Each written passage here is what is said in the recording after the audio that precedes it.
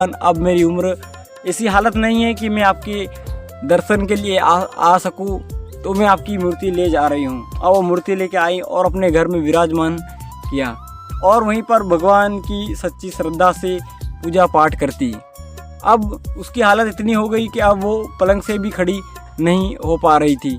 तो दोस्तों क्या होता है कि एक बार जन्माष्टमी आती है और जन्माष्टमी के दिन पर वो बहुत ज़्यादा बीमार पड़ जाती हैं। अब भगवान की वह पूजा पाठ बाल भोग नहीं लगा पाती हैं, तो वो अपनी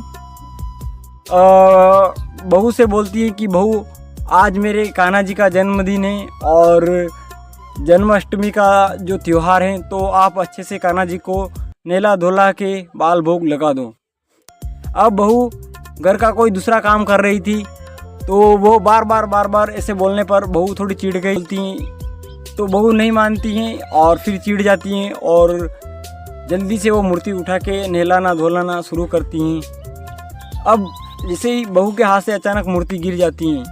अब मूर्ति गिरने के बाद में बूढ़ी माँ रोने लग जाती हैं कि ये तूने क्या किया, मेरे कान्हा जी को बहुत ज़्यादा चोट लग गई होगी।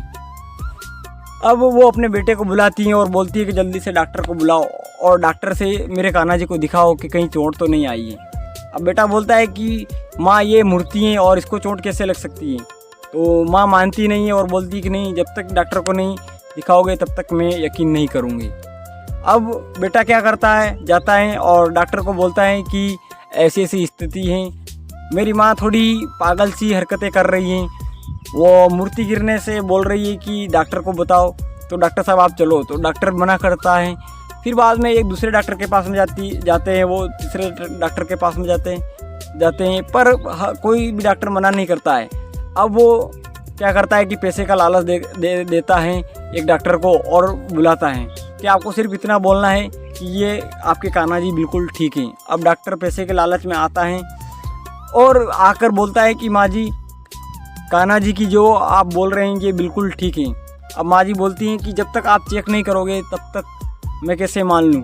अब डॉक्टर क्या करता है कि चेक करता है और जैसे चेक करता है तो सच में कान्हा जी की धड़कन वहाँ पर उस मूर्ति में से सुनाई देती हैं। तो डॉक्टर चौंक जाता है और बोलता है कि मेरे इतने साल की पढ़ाई सारी फेल हो गई हैं और इस आपके कान्हा जी सच में बिल्कुल ठीक हैं।